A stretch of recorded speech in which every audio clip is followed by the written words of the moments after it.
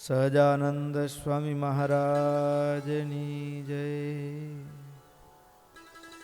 ઈષ્ટદેવ પરમ આરાધ્ય અનંત કોટી બ્રહ્માંડાધિપતિ સર્વનિયંતા સર્વ અંતર્યામી ભગવાન સ્વામિનારાયણ એમના દિવ્ય ચરણ કમળ સાનિધ્યમાં ચારેકોર વીટલાઈને બેઠેલા અનંત અનંત અક્ષર મુક્તો, એમની જ પાવન સન્નિધિમાં અત્રે ઉપસ્થિત પૂજ્યપાદ બ્રહ્મનિષ્ઠ સંતો તેમજ કથાવિલાસી એવા બાળ યુવાન વૃદ્ધ સમસ્ત ભક્તો સર્વેને ભગવાન સ્વામિનારાયણની ભાવ સ્મૃતિએ સહિત સાદર જય સ્વામિનારાયણ.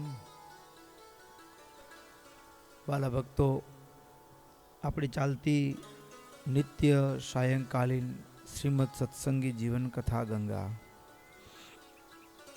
ગત સત્રની અંદર ભગવાન સ્વામિનારાયણ એમની ભવ્ય પધરામણી વડોદરા ગાયકવાડ સરકારના રાજભવનમાં થઈ.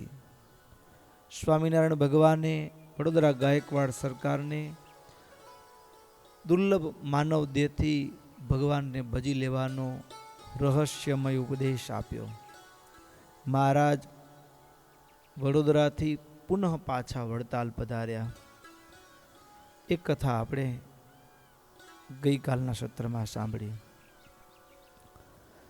વસંસ્તત્ર નિજાવાસે હરિર દુઃખ હરાબિદ પ્રશંસામ ભૂપતેસ્તસ્ય ચકારસ્પિય સંસદી વટપત્તન સંપ્રાપ્તમ વાસો ભૂષાધનાદિયત રઘુવીરાય તત્સર્વે દદાતિસ્મ સભૂપતે. સુરત મુનિ કે છે, પ્રતાપસિંહ રાજન, દુઃખોને હરનારા એવા ભગવાન એ પુનઃ મહારાજ વડતાલ પધાર્યા. જ્યારે વડોદરાથી, ત્યારે મહારાજે વડોદરાની અંદર ભેગા થયેલા હરિભક્તો સંતોની સભાની અંદર ગાયકવાડ સરકારની ખૂબ પ્રશંસા કરી. મહારાજ કે બહુ એ નીતિવાન રાજા છે, ભાવવાળા છે, મુમુક્ષુ છે. મહારાજ એમની પ્રશંસા કરી અને ભક્તો કોઈ પણ ધર્મ કે નીતિ રીતિનું પાલન એ જ્યારે ઉપરના હોદ્દેદારો કે એના પ્રવર્તક પોતે કરતા હોય ત્યારે જ એનું પ્રવર્તન લોક જીવનમાં થતું હોય. અને એ વાતનો સંદેશો સ્વામિનારાયણ ભગવાને આ પ્રસંગે આપ્યો.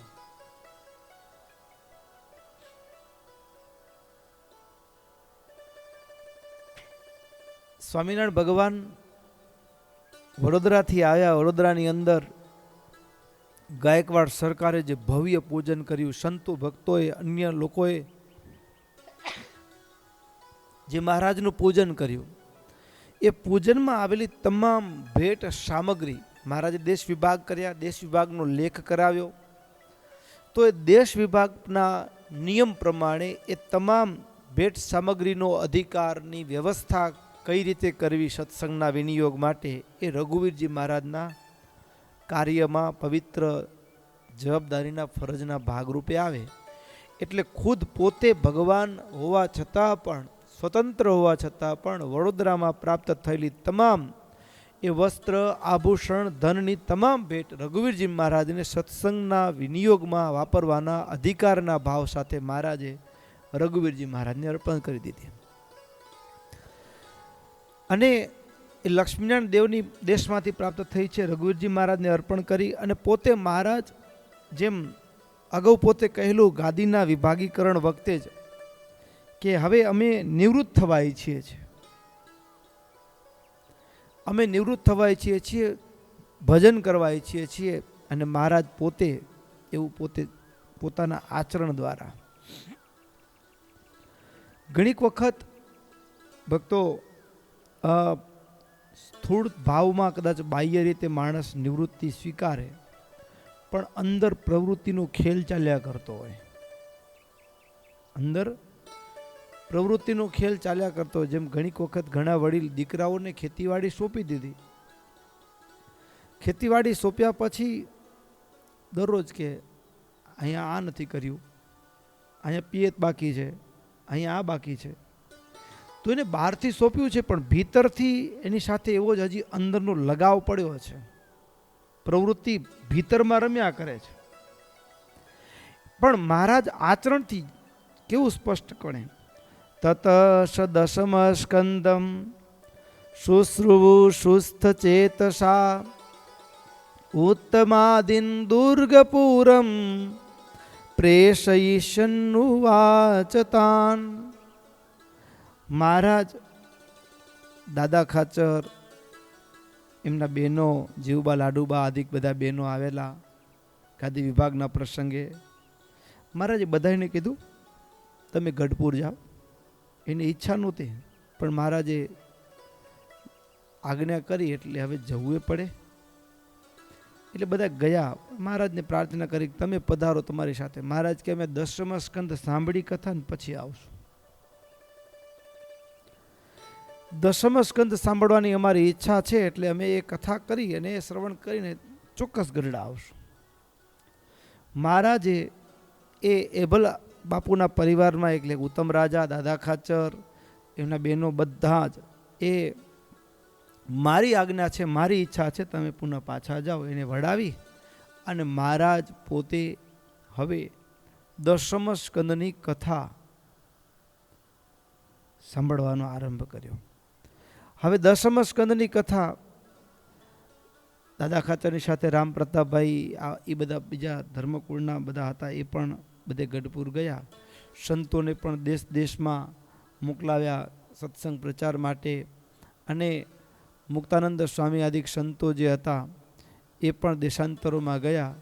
અને કારતક વદ એકાદશીથી મહારાજે દશમ સ્કંદના પ્રથમ અધ્યાયથી કથા વાંચવા, કથાનો શ્રવણ કરવાનો પ્રારંભ કર્યો. 1.5 મહિના સુધી મહારાજે કેવળ દશમ સ્કંદની કથા શ્રવણ કરી. મહારાજને બહુ ગમ્યું. મહારાજને દશમ સ્કંદ બહુ જ ગમ્યો. મહારાજે વળી પાછું કીધું કે દશમ સ્કંદ 1.5 મહિના સુધી સાંભળી. પછી વળી પ્રાગજી પુરાણીને કીધું મારે હવે 5મા સ્કંદની કથા સાંભળવી છે. વળી 5મા સ્કંદની કથા એ પ્રાગજી પુરાણી પાસે કરી. અને 5મા સ્કંદની કથા વસંત પંચમી સુધી ચાલી.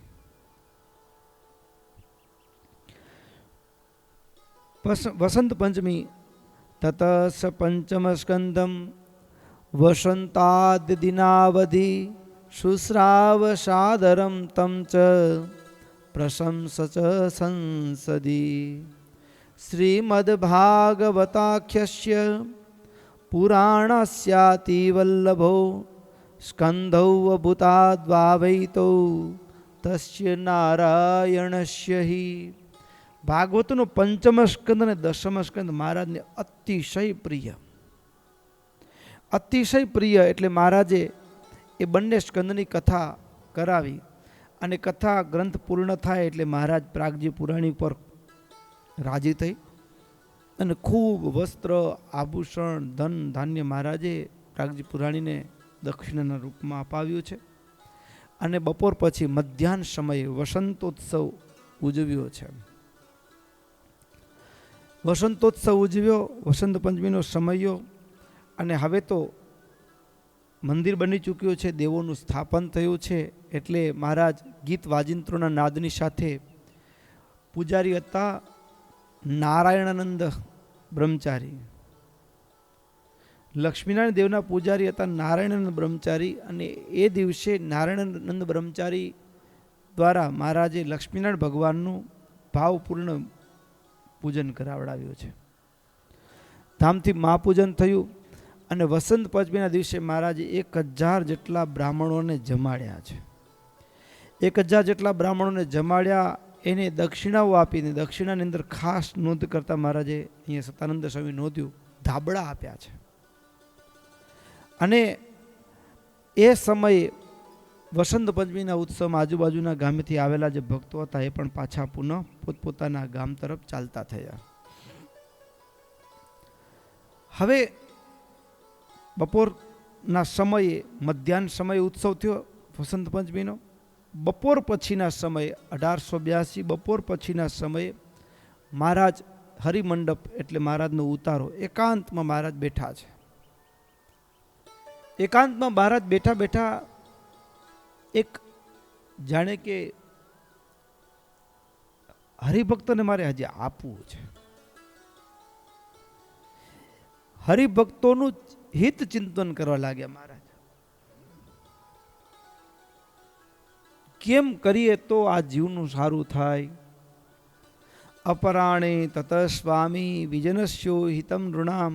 એકાંતમાં બેસી ભક્તોનું હિત, મારું તમારું, ભવિષ્યની અંદર પણ જન્મ લેનારા જીવનું પણ ચિંતા મહારાજે કરી છે. ખાલી એ સમયે મોજૂદ હતા એમનું નહીં, પણ ભવિષ્યમાં પણ જન્મ લેનાર એ ભારત વર્ષની પ્રજા એની ચિંતા મહારાજ કરતા હોય. ચિંતયન પત્રિકામ તેભ્યો લિખિતુમ નિશ્ચિકાયશ. ભવિષ્યની પણ ચિંતાને સેવનારા મહારાજ એક શાંત ચિત્તે બેસી અને હું શું આપું, અને ચિંતનમાંથી હરિભક્તોનું ચિંતન હિત થાય એના માટે મહારાજે એક પત્ર લખવાનો સંકલ્પ કર્યો કે અમારા ગયા પછી પણ એક એવી અધ્યાત્મ જગતની ધુરા માનવ મનમાં એક સ્પષ્ટ, કોઈ આમ કરવું, કેમ જીવવાનું, કેમ રહેવાનું. સદગુરુ સંતો તો એક માનવ દેહમાં રહ્યા હોય એટલે કેટલીક મર્યાદા હોય. બધી જગ્યાએ જેટલી હરિભક્તોની સંખ્યા હોય એટલા તો સંતો ન હોય. એટલે કોઈ જગ્યાએ મોડું વહેલું થાય પહોંચવાનું તો એ સમય દરમિયાન કોઈને મનમાં મૂંઝવણ હોય, કોઈ એવો દુર્ગમ પ્રદેશ રહ્યો હોય કે જ્યાં આવવું જવું થોડું કઠિન હોય, રસ્તો થોડો વિકટ હોય, તો ત્યાંના જે હરિભક્તો હોય એને કેવી રીતે રહેવું, શું ખાવું, શું ન ખાવું, કેમ રહેવું.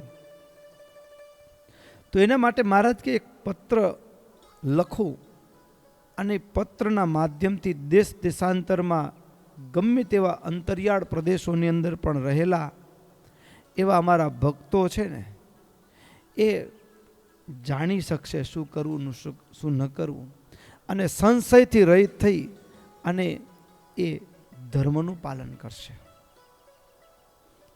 એના માટે મહારાજે અંતરહિતે મયી ભુવો મદિયાનામ ચ સર્વશ સ્ફુટમ મદવાક્ય રૂપા સા ભવિત્ર્યાવલંબનમ ભુવી. મારા ભૂમંડળ ઉપરથી વિદાય થયા પછી પણ કેમ જીવવું, કેમ રહેવું અમારા આશ્રિતોએ. જેમ અત્યારે દુનિયાના કોઈ એવા અજાણ્યા દેશની અંદર પણ કોઈ સત્સંગી પરિવાર ગયો હોય કે ત્યાં સત્સંગીઓ સાધુઓને જવું, સાધુ કદાચ ન પહોંચ્યા હોય, એક બે પરિવાર હોય અને હજી સામાન્ય સ્થિતિમાં હોય તો સંતોના આવવા જવાના ખર્ચને પણ પહોંચી વળે એમ ન હોય. હવે તો ઘણું સારું થયું કે ફોન છે એટલે ફોનમાં કોન્ટેક્ટ થાય, પણ ફોન ન હોય એવા સંજોગોમાં પણ હરિભક્ત એવા વિસ્તારમાં ગયો હોય તો એને સત્સંગનું પોષણ કેમ થાય, મારે ધર્મ આચરણ કેમ કરવું એનો નિર્ણય ક્યાંથી લેવાનો. તો એવા સંજોગોની અંદર પણ એના માટે એક સુંદર, જાણે કે મહારાજ મને કહેતા હોય કે તારે આમ કરવું, આમ ન કરવું, પ્રત્યક્ષાનુભૂતિની એક ક્ષણ. એના માટે એટલે મહારાજે પત્ર લખવાનો સંકલ્પ કર્યો. અમારા ગયા પછી પણ અમારી મોજૂદગીની, અમે હાજર છીએ, અમે મોજૂદ છીએ એવો અહેસાસ થાય એવો પત્ર. અમારી મોજૂદગીનો ભવિત્ર્યાવલંબનમ ભુવી એવમ વિદાય ધર્માત્મા કાકુદમ ખટિકામ સચ ચસ આનયામાશ ભૃત્યેન લેખિનીમ ચ સુશોભનામ. આવો વિચાર કરી મહારાજ અને ત્યાં મહારાજની સાથે સેવામાં રહેલા સુકાનંદ સ્વામી યદ્યપિ સુકાનંદ સ્વામી મહારાજના લૈયા છે, મહારાજ જે આજ્ઞા કરે એવો પત્ર લખે, મહારાજ બોલે સુકાનંદ સ્વામી લખે, પણ આજે ખુદ મહારાજે સુકાનંદ સ્વામી પાસે કાગળ, શાહીનો ખડિયો અને પછી કાગળ નીચે રાખવા માટે એક પાટિયું મંગાવ્યું આધાર તરીકે, અને સુંદર મજાની કલમ મંગાવી. સુકાનંદ સ્વામીને કીધું, સ્વામી લઈ આવો, આજે પત્ર અમે લખશું. આજે પત્ર, અત્યાર સુધી મહારાજ એ લોજમાં આવ્યા ત્યારે મુક્તાનંદ સ્વામીની સાથે રામાનંદ સ્વામીને પત્ર લખ્યો. એ પત્ર લખ્યા પછી વચ્ચે કદાચ ભાગ્યે જ કોઈને મહારાજે પોતાના હાથે પત્ર લખ્યો હશે. મોટે ભાગે સુકાનંદ સ્વામી કે અન્ય સંતો પાસે કે અન્ય ભક્તો પાસે મહારાજ પત્ર લખાવતા. પણ વર્ષો પછી આજે મહારાજ સ્વયં પોતે એ સુકાનંદ સ્વામીને કીધું કે સ્વામી કલમ લઈ આવો, કાગળ લઈ આવો, કાગળ નીચે રાખવા માટે કંઈક કાષ્ટનું લઈ આવો જે આધારશિલા તરીકે, અને સાથે આટલું કલમ, શાહી, પાટિયું, કાગળ આ સુકાનંદ સ્વામી લઈ આવ્યા. સુકાનંદ સ્વામી લઈને આવ્યા એટલે તરત જ સત્શાસ્ત્રાણામ ચ સર્વેશામ સારમાકૃષ્ય સદ્ધિયા લીલેખ પત્રિકામ સ્વામી સદ્ધર્મ સ્થાપયન ભુવિ. ભક્તો, આ દુનિયામાં અનંત કોટી બ્રહ્માંડના નિયંતાએ આપેલું એક બંધારણ. દરેક દેશના બંધારણો ભિન્ન ભિન્ન હોઈ શકે છે.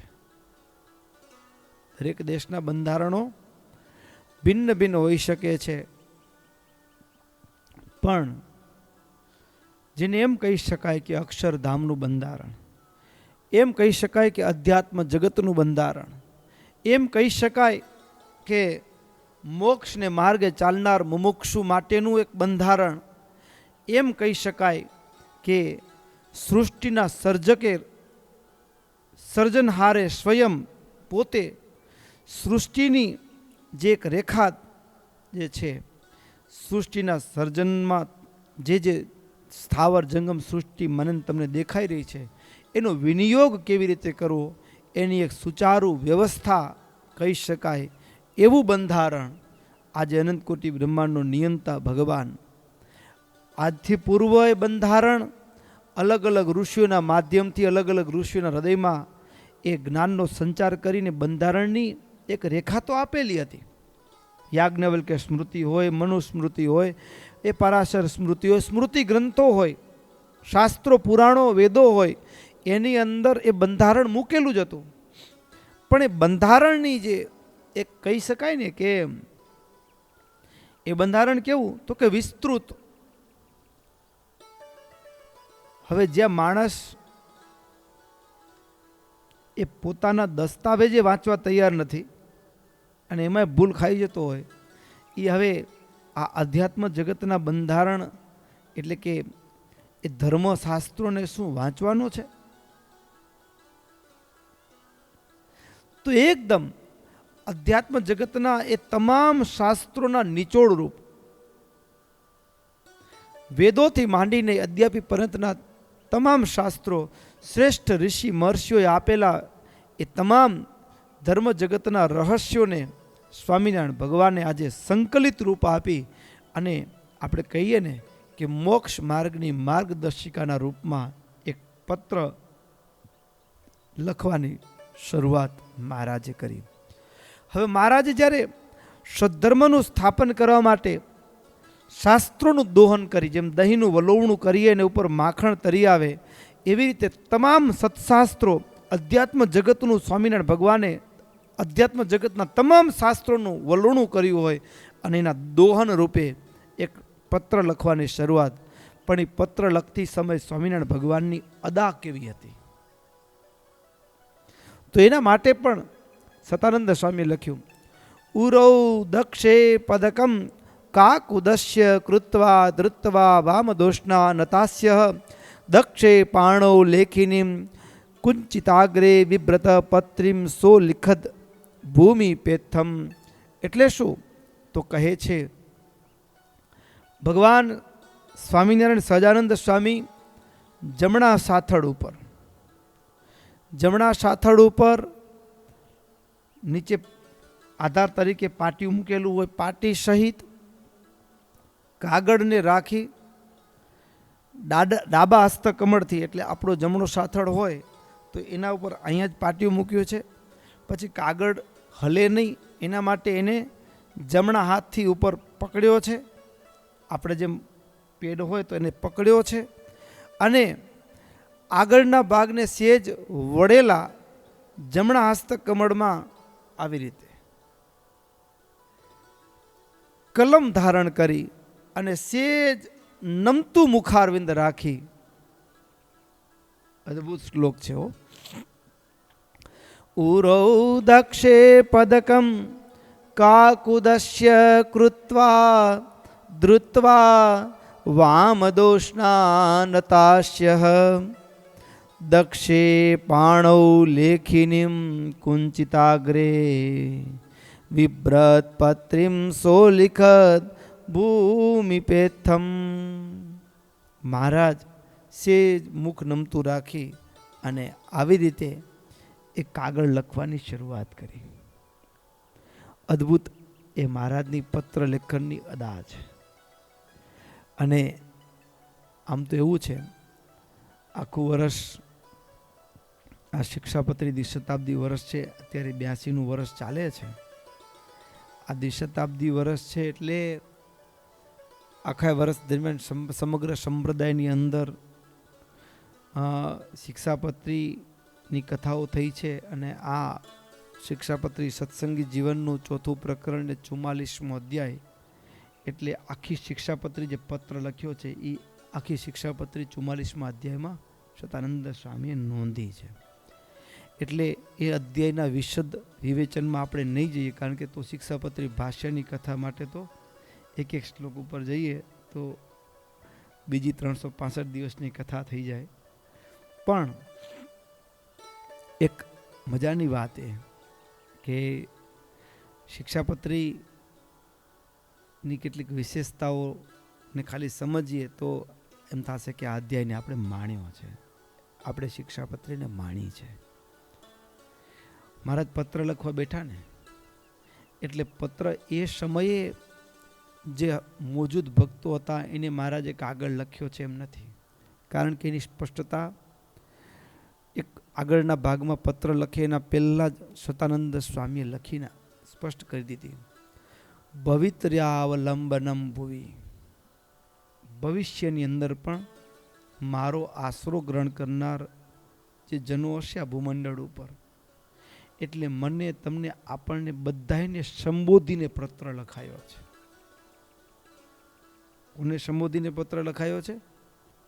મને તમને આપણને બધાને, ભવિષ્યમાં જેને અત્યાર સુધી દુનિયામાં જન્મ નથી લીધો, ભવિષ્યમાં જન્મ જેનો થનાર છે એનો પણ સમાવેશ આ પત્રમાં છે. હવે આ પત્રની મજા ક્યાં છે ભક્તો? જ્યારે શિક્ષાપત્રી વાંચીએ ને ત્યારે મહારાજે પ્રારંભનું જે મંગલાચરણ કર્યું છે, વામે યશ્ય સીતારાધા શ્રીશ્ચ યશ્યાસ્તિ વક્ષસી વૃંદાવન વિહારમ તમ શ્રી કૃષ્ણ મૃદિ ચિંતયે લિખામિ સહજાનંદ સ્વામી સર્વાન નિજાશ્રિતાન નાના દેશ સ્થિતાન શિક્ષાપત્રી મૃતાલય સ્થિત ભ્રાતૃ રામ પ્રતાપેચ્છા રામયોર ધર્મ જન્મનો યાવયોધ્યા પ્રસાદાખ્ય રઘુવીરા ભિદૌ સુતૌ મુકુંદાનંદ મુખ્યાશ્ચ નૈષ્ઠિકા બ્રહ્મચારિણઃ ગૃહસ્થાશ્ચ મયા રામ ભટ્ટાદ્યાયે મદાશ્રયાઃ સદવા વિધવા યોષા યાશ્ચ મચ્છિષ્યતામ ગતાઃ મુક્તાનંદાદયો યેષ્યો સાધવશ્ચાખિલા અપી સ્વધર્મ રક્ષિકા મૈતૈઃ સર્વૈર્વાચ્યા સદાશિષઃ શ્રીમન્નારાયણ સ્મૃત્યા શૈતા શાસ્ત્ર સંમતાઃ. રામ પ્રતાપ થકી જેનો જન્મ છે એવા અયોધ્યા પ્રસાદ અને રઘુવીર થકી જન્મ છે એવા રઘુવીરજી આ ઈચ્છારામ થકી જન્મ છે એવા રઘુવીરજી મહારાજ, એટલે ત્યાંથી માંડી અને ભવિષ્યમાં જેટલા જેટલા આચાર્યો આવશે આચાર્યો, પછી મુકુંદ બ્રહ્મચારીથી માંડીને યાવતચંદ્ર દિવાકરો જેટલા બ્રહ્મચારીઓ પરંપરામાં આવશે તમામ મુકુંદાનંદ મુખ્યાશ્ચ નૈષ્ઠિકા બ્રહ્મચારીના જેટલા બ્રહ્મચારીઓ હોય એમાં મુખ્ય નૈષ્ઠિક બ્રહ્મચારીથી માંડીને તમામ બ્રહ્મચારીઓ, પછી ગ્રસ્થની અંદર કોઈ શ્રેષ્ઠ ભક્ત તરીકે મહારાજે નામ લીધું તો મયારામ ભટ્ટથી માંડીને ભૂમંડળમાં જન્મ લેનાર તમામ ગ્રસ્થો, પછી સધવા કે વિધવા એ તમામ બહેનો મારા આશ્રિત, પછી સંતોમાં મુક્તાનંદ સ્વામીથી મંડીને યાવતચંદ્ર દિવાકર ત્યાં સુધીના તમામ સંતો, આ બધાને મહારાજે શું કીધું શિક્ષાપત્રીમાં, હું તમે બધા આવી ગયા.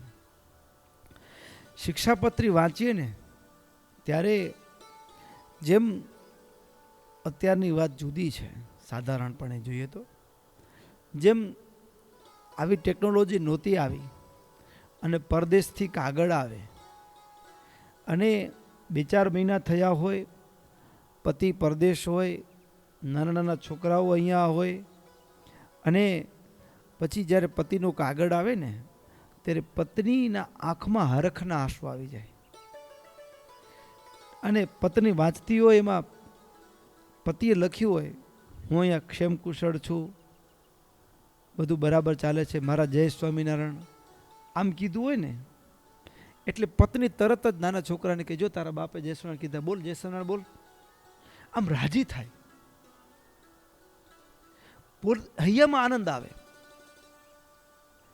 ભલે એ કાગળને પહોંચતા કદાચ 15 દિવસ મહિનો લાગ્યો હોય, પણ જાણે એક રૂબરૂ જય સ્વામિનારાયણ થતા હોય ને એક મિલન થતું હોય ને જેવું હોય ને એક એવી અંદરથી એક અનુભૂતિ થાય. એમ કાગળ વાંચીએ ને ત્યારે એમ થાય કે મારા બાપે મને કાગળ લખ્યો છે.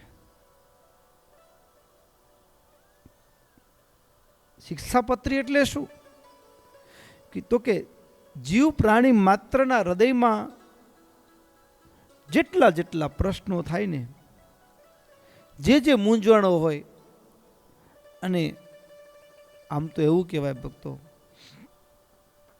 કે આ 1882 ને વસંત પંચમીનો દિવસ બપોરનું ટાણું એવું લાગે કે ભારતમાં હોય તો ભુજમાંથી મહારાજને એક મિસ કોલ આવ્યો હોય, ભગતનો ફોન આવ્યો હોય, મહારાજ છોકરા નથી માનતા. એક ભગત પ્રાર્થના કરતો બિચારો, જેમ આપણા હરિભક્તો હોય અભયસિંહ બાપુના પિતાશ્રી, હવે ગોપાળાનંદ સ્વામીને વિનંતી કરી કે સ્વામી છોકરો મોટો થયો છતાં કંઈ કરતો નથી અને જીવ હિંસા કરે છે, તો સ્વામીએ કીધું કે બોલાવો એને.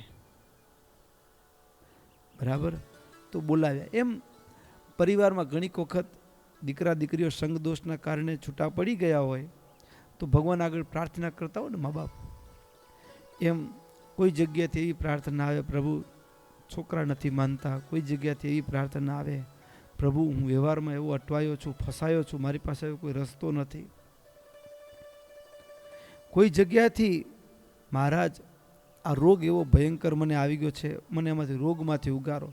આમ જાણે અનંત પ્રશ્નો એ આખા ભારતમાંથી એ ભગવાનને પાસે ગયા હોય અને ત્યારે ભગવાન આ બધા પ્રશ્નોનું બધા રડે છે તો ચાલો વાંધો નહીં, એની એક સર્વમાન્ય એક ઔષધિ આપતો તો જાઉં. આ બધા પ્રશ્નોનું સમાધાનના ભાગરૂપે મહારાજે જાણે કે વસંત પંચમીના દિવસે એકલા બેસી બધાયનો હિત ચિંતનનો વિચાર કરતા મહારાજે કે બધાયના પ્રશ્નોનું સમાધાન એકી સાથે થાય. પરિવારમાં આર્થિક તકલીફ આવી છે તો તકલીફનું મૂળ ક્યાં છે તો કે આવક કરતાં ખર્ચ વધુ થાય તો જ આર્થિક સંકટ આવે, એના સિવાય આર્થિક સંકટ આવતું નથી. પછી પરિવારમાં કલહ થાય તો સાક્ષી સહિત લખત કર્યા વિના પૃથ્વી કે ધનની લેણદેણ થઈ હોય તો જ પરિવારના ભાઈ ભાગના ઝઘડામાં કલહ થાય. એટલે જેટલા કલહ, જેટલા દુઃખ, જેટલા શરીરની પીડા હોય પછી ક્યાંક ભગવદ આરાધનાના શ્રેષ્ઠ સમયને ચૂકી ગયા હોઈએ તો પૂર્વના કર્મનો ક્યાંક ને ક્યાંક પ્રકોપ હોય તો તમામમાંથી મુક્ત થવા માટે મહારાજ એક કાગળ, અને કાગળ મહારાજનો કાગળ અને અનંતકોટી બ્રહ્માનો નિયંતા એમ કહે કે પોતાના ધર્મની રક્ષા કરનારાને શાસ્ત્રને વિશે પ્રમાણરૂપ શ્રીમન નારાયણની સ્મૃતિએ સહિત એવા જે અમારા રૂડા આશીર્વાદ વાંચવા. શિક્ષાપત્રી વાંચીએ ને એટલે સૌથી પહેલા આપણા દિવસની શરૂઆત મહારાજના આશીર્વાદથી થઈ. મહારાજનો કાગળ આવ્યો, અમારા જય સ્વામિનારાયણ વાંચવા, આશીર્વાદ સહ, પણ પાછા કેવા? પોતે ભગવાન યદ્યપિ હોવા છતાં પણ શિક્ષા બોધ માટે એવું કીધું કે શ્રીમન નારાયણની સ્મૃતિએ સહિત. અને જાણે કે કોઈ ધર્મગુરુને ટકોર કરતા હોય એવું પણ લાગે. મહારાજ કે ધર્મગુરુએ કેવું, આપણે કોઈ પણ સ્થાન કે મોટપ કે વ્યવહાર મળે ને એટલે હું કહું છું ને કરી નાખ, હું નથી ત્યાં. મહારાજ પોતે યદ્યપિ ભગવાન હોવા છતાં પણ ભગવાનની સ્મૃતિએ સહિત, શ્રીમન નારાયણની સ્મૃતિએ સહિત રૂડા આશીર્વાદ વાંચવા. એટલે અમે ભગવાનના ચરણમાં ભગવાનની સન્મુખ બેસી તમારા બધાય વતી સ્મૃતિએ સહિત, શ્રીમન નારાયણની સ્મૃતિએ સહિત એવા જે અમારા રૂડા આશીર્વાદ વાંચવા. એટલે શિક્ષાપત્રીને વાંચનારો હોય એ કદાચ શિક્ષાપત્રી હજી આપણા આચરણમાં ન આવી હોય પણ કેવળ દરરોજનું વાંચન કરતા હોય ને તો એ વાંચનનો પણ એટલો પ્રભાવ છે કે મહારાજના આશીર્વાદ આપણને સવારના દરરોજ મળે. અમારા આશીર્વાદ વાંચવા, અને આશીર્વાદના પ્રભાવથી ધીમે ધીમે એ શિક્ષાપત્રીની આજ્ઞાઓ આપણા આચરણમાં આવે. વળી વળતો પ્રશ્ન એવો પણ થાય કે એ શિક્ષાપત્રી તો રોજ વાંચતા હોય ને કેટલાની ટોપી ફેરવતા હોય. ઘણા બધા એવા હોય છે શિક્ષાપત્રી વાંચતા હોય ને ટોપી ફેરવતા હોય, એનામાં તો કંઈ પરિવર્તન તો કંઈ આવ્યું નથી આજ દિવસ સુધી. પણ ભક્તો, પરિવર્તન માટે દિવસો કે વર્ષોની જરૂરિયાત નથી હોતી. રોજ શિક્ષાપત્રી વાંચે છે પણ પરિવર્તન નથી આવતું. પણ ઘણીક વખત એક સૂક્ષ્મ પ્રક્રિયા છે, ભીતરની પ્રક્રિયા છે, ત્યાં મારું કે તમારું મન બુદ્ધિ ઇન્દ્રિયો પહોંચતા નથી. પણ એ વાંચે છે ને રોજ, ત્યારે એક દિવસ સત્વગુણ વર્તતો હોય ત્યારે એને હૈયામાં ભીતરમાં એવું થઈ જાય કે હું કરું છું એ ખોટું કરું છું, હું કરું છું એ ખોટું કરું છું. અને એને એક પશ્ચાતાપની આગ પેદા થાય. મૃત્યુની એક ક્ષણ બાકીઓને એને આવી રીતે ખાલી હૈયામાં વિચાર આવી ગયો કે મારાથી થાય તો ખોટું છે, હે મહારાજ મને માફ કરી દેજે. એટલે એ શિક્ષાપત્રી પ્રતિદિન વાંચવાના જે આશીર્વાદ એને મળ્યા હતા ને, એ આશીર્વાદ અને હૈયામાંથી એક પશ્ચાતાપની આગ જે પેદા થઈ, એ આગ એના તમામ કર્મોને બાળી નાખે. આશીર્વાદ કામ કરે છે, પણ હવે આપણને એ અંદર ભીતરમાં લાગેલી પશ્ચાતાપની આગ એ મને તમને ક્યાં ખબર પડે ને મને તમને ક્યાં દેખાય? સ્થૂળ રૂપમાં તો દેખાય નહીં. પણ શિક્ષાપત્રીનું વાંચન, અને એટલા માટે મહારાજે શિક્ષાપત્રીમાં જ પોતે સ્વયં કીધું કે આ દરરોજ વાંચવી. બરાબર, વાંચી સંભળાવે એવું ન હોય તો પોતે વાંચવી, ન હોય તો કોઈક વાંચતો અને સાંભળવી, એવો કોઈ યોગ ન હોય તો પૂજા કરવાની. પણ પ્રતિદિન એની બહુ મોટી અસર છે ભક્તો. એટલે મહારાજે જે શિક્ષાપત્રી રોજ આપણે વાંચન કરીએ છીએ, એટલે મહારાજનો પત્ર મહારાજે મને કાગળ લખ્યો છે, અને કાગળ હું વાંચું છું. પ્રત્યક્ષ અનુભૂતિ.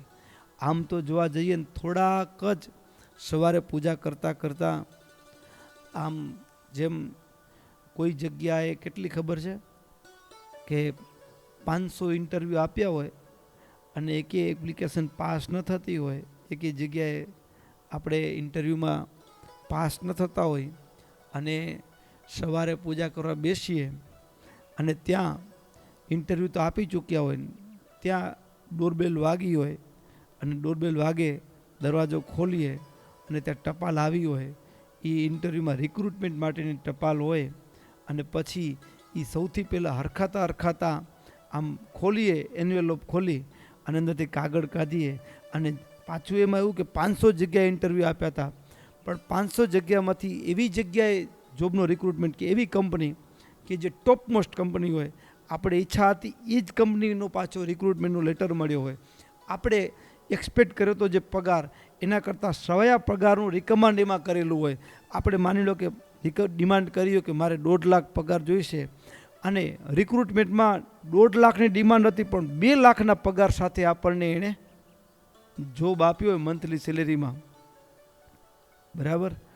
અને જે હરખ હોય કેવો હોય, બરાબર. એમ અનંતકોટી બ્રહ્માંડનો નિયંતા મેં ને તમે અનંત જન્મોથી ભગવાનને કેટલા ઇન્ટરવ્યૂ આપ્યા હશે, માયામાંથી છૂટવા માટે કેટલી પ્રાર્થના કરી હશે. માયા નદીને પાર ઉતારો મને, માયા નદીને પાર. એમ જ્યારે જ્યારે માયાની થપાટ લાગે ને, આમ રૂટીનમાં યાદ ના આવે ભગવાન, પણ કાળની થપાટ લાગે, માયાની થપાટ લાગે ત્યારે ભગવાન યાદ આવે. પ્રભુ હવે ઉગારી લે આમ પ્રાર્થના ઉઠે. એવા કેટલાય ઇન્ટરવ્યૂ મેં તમે આપ્યા છે, ભગવાનને પ્રાર્થના એપ્લિકેશન કરી છે છૂટવાની. યુગોથી કરતા આવ્યા છે, જન્મોથી કરતા આવ્યા છે, પણ સ્વભાવ વાસના આ બધાના યોગના કારણે એનો છેડો નહોતો આવતો. અને ત્યાં તો સવારે જાગ્યો, હજી સ્નાન કરીને પરવારું ન પરવારું, અને ત્યાં તો ડોરબેલ વાગી અને કાગળ આવ્યો કે ભાઈ તને નોકરી મળી છે અક્ષરધામમાં. અને એ રિક્રુટમેન્ટનો કાગળ છે, કાગળમાં કંપનીના ટર્મ્સ ને કન્ડિશન આ છે અને હવે તમારે અક્ષરધામમાં આવવાનું છે. આમ જે સવારના પોળમાં અનંતકોટી બ્રહ્માંડનો નિયંતાનો કાગળ, રિક્રુટમેન્ટનો કાગળ, અક્ષરધામમાં રિક્રુટમેન્ટનો કાગળ છે. શેનો કાગળ છે? અનંતકોટી બ્રહ્માંડનો નિયંતા. શિક્ષાપત્રી સામાન્ય નથી. શિક્ષાપત્રી સવારે વાંચીએ ને ત્યારે અનંતકોટી બ્રહ્માંડના નિયંતાએ મને અક્ષરધામમાં પ્રવેશ માટેનો મારી અરજી પાસ કરી છે અને એના માટેનો કાગળ આવ્યો છે અને એ કાગળમાં અક્ષરધામમાં જવા માટેના શરતો મૂકી છે. આટલું કરવાનું, આટલું તમે અહીંયા આ લોકમાં કરશો, આ લોકમાં આટલું કરવાની જે છે એ એની ટ્રેનિંગ ભૂમિકા છે. આટલું ટ્રેનિંગ પાસ કરશો એટલે તમારે રિક્રુટમેન્ટ અક્ષરધામમાં પાકું છે. આવો કાગળ છે. એટલે જો આમ જોઈએ તો સાવ સામાન્ય લાગે. સવાર પડે ને પૂજા કરતા માળા કરી સ્વામિનારાયણ સ્વામિનારાયણ સ્વામિનારાયણ રોજનો ક્રમ હોય, આમ સાયકલ જેવું થઈ ગયું હોય. 2-5 શ્લોક વાંચી લીધા, ફટાફટ સંકેલી લીધું. પણ જો થોડા જ એ શિક્ષાપત્રીનું વાંચન કરતા પહેલાં 1 મિનિટ ખાલી ઊંડો વિચાર કરીએ કે આ શિક્ષાપત્રી એ છે શું, એટલો જ વિચાર કરીએ ત્યારે એ અનંતકોટી બ્રહ્માંડનો નિયંતાના જમણા સાથળ ઉપર એ ડાબા હાથથી એ પાનું ને પાટિયું પકડ્યું હોય, સેજ માથું નમતું મૂક્યું અને કલમ લખતા હોય અને મને કાગળ લખ્યો છે, બેટા તને આ કાળ માયા અને કર્મના અને 184ના ફેરામાંથી છૂટવું છે તો એના માટેનો રિક્રુટમેન્ટનો કાગળ અક્ષરધામમાં તને પ્રવેશ મળશે.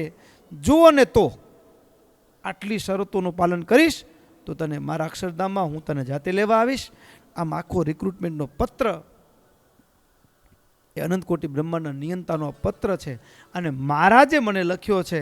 આમ એટલો વિચાર કરીને પછી જે શિક્ષાપત્રી વાંચીએ ને તો ભક્તો એ આમ રૂવાડા ઊભા હોય અને હૈયું એક ભાવમાં ડૂબેલું હોય અને મહારાજનો કાગળ આવ્યો છે અને એ કાગળ હું વાંચું છું અને વાંચતા વાંચતા આમ 500 જગ્યાએ નોકરીની એપ્લિકેશન કર્યું ને એક જગ્યાએ નોકરી ન મળતી પછી જે ઈચ્છા ને એમાં પછી આપણે શું કહે, તમે જેમ કહેશો એમ કરીશ, તમારી બધી ટર્મ્સ ને કન્ડિશન આઈ એગ્રી, મંજૂર છે મને, પણ નોકરી જોઈએ. એમ માયાની એટલી થપાટો ખાધી છે કાળની એટલી થપાટો ખાધી છે લખ 84માં, અને ત્યારે એ શિક્ષાપત્રીને એક એક આજ્ઞા વાંચતા વાંચતા મહારાજ એ હું કરીશ, મહારાજ એ હું કરીશ, એ પ્રમાણે કરીશ, એ પ્રમાણે કરીશ, એ પ્રમાણે કરીશ. આમ હૈયામાંથી મહારાજ જેમ શબ્દ બોલે ને, મહારાજ એનો આગ્રહ રાખીશ, ખટકો રાખીશ એ પ્રમાણે કરવાનો. આમ ભીતરમાંથી એક એક શબ્દ મહારાજ લખતા હોય, આપણને કાગળ આવ્યો હોય ને, આપણે વાંચતા વાંચતા ના હું કરીશ, મારે ત્યાં જવું છે ને, આ પાલન કરીશ, આ પાલન કરીશ, આવો આનંદ આવે, અનુસંધાન રહે. એટલે શિક્ષાપત્રીને કેવળ વાંચવું એમ નહીં, પણ શિક્ષાપત્રીને વાંચતા પહેલાં અનંતકોટી બ્રહ્માંડના નિયંતાએ મને વ્યક્તિગત રીતે કાગળ લખ્યો છે. પ્રેસિડેન્ટનો આપણા ઉપર પત્ર આવે ને હરખ થાય કે તમને રૂબરૂ મળવા માટે બોલાવ્યા છે આ તારીખે આટલા વાગે, પણ તમે આવો ત્યારે આ ડ્રેસ કોડમાં આવજો, આવી રીતે આવજો, અને અહીંયાથી અમારા માણસો લેવા આવશે. આવું બધું એનું વર્ક હોય, અને જેવો આનંદ હોય આપણે આપણા ઘરમાં મઢાવીને રાખી કે આપણે પ્રેસિડેન્ટનો પત્ર આવ્યો, આપણે બહુ મોટા રિલેશન છે. એમ શિક્ષાપત્રી કોઈ સામાન્ય નથી. મારો ને તમારો ભગવાન સાથે રિલેશન કાગળ મારા બાપનો આવ્યો છે. શિક્ષાપત્રી એટલે જગત નિયંતાએ મને લખેલો કાગળ, મને રૂબરૂ મહારાજે લખેલો કાગળ છે. શિક્ષાપત્રી પત્ર છે, સામાન્ય નથી. અને એ ફિલિંગ અને એ દ્રઢાવ માટે મહારાજે કીધું કે નિત્ય પ્રત્યે નેત્થમ આચરિષ્યંતિ તે તસ્મત સંપ્રદાયત બહિર્ભૂતાયતિ જ્ઞેયમ સ્ત્રી પુંસે સાંપ્રદાયિક. મહારાજ કીધું આ પ્રમાણે વર્તશે, એનું રિક્રુટમેન્ટ છે. બીજાનું અમારાથી એનું રિક્રુટમેન્ટ અમે અક્ષરધામમાં પ્રવેશ આપતા નથી, અમારાથી બહાર છે, અમારી કંપનીમાંથી અમે કાઢી નાખી. અને છેલ્લે પણ કેવું કીધું, શિક્ષાપત્ર પ્રતિદિનમ પાઠોશ્યામદુપાશ્રિતૈ કર્તવ્યો નક્ષર જ્ઞેયસ્તુ શ્રવણમ કાર્યમાદરાત. આ એનો પાઠ દરરોજ કરવો, પાઠ કરવાની વાંચતા ના આવડતું હોય, ભણ્યા ન હોઈએ તો કોઈક સંભળાવે એવું હોય તો સાંભળવાનું, દરરોજ સંભળાવે એવું ન હોય તો ખાલી આગળ રાખજો ને પૂજા કરજો, તોય અમારા પ્રત્યક્ષાનુભૂતિની અહેસાસ થશે. વક્ત્ર ભાવે તો પૂજૈવ કાર્યાશા પતિવાસરણ. એટલે કોઈ એમ કહે કે કળિયુગમાં ભગવાન છે તો બેશક એમ કહી શકે કે મારી સાથે મારા ભગવાન છે. હૃદયાકાશમાં રહ્યા છે એ તો છે જ, પણ ભગવાન છે તો હા છે. ક્યાં? અરે આ શિક્ષાપત્રી છે ને, મારો ભગવાન છે, મારો ભગવાન છે. એનો લખેલો કાગળ મને આવ્યો છે તો એ હોય તો જ આવે ને કાગળ. રૂબરૂ લખ્યો છે મને, ઉપર લખ્યું છે જો શ્રીમન નારાયણની સ્મૃતિ સહિત રૂડા આશીર્વાદ વાંચવા.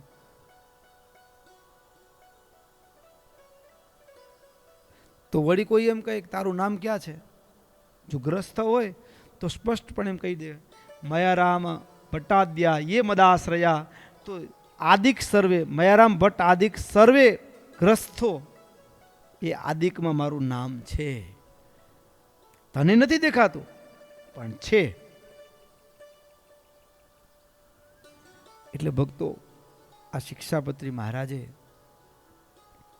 એ સંવત 1882 મહાસુદી પંચમીનો દિવસ, અને મહારાજે એ પંચમીના દિવસે બપોર પછીના સમયે ભક્તો અધ્યાત્મ જગતનું બંધારણ, સમગ્ર ભૂમંડળનું બંધારણ અને અક્ષરધામનું બંધારણ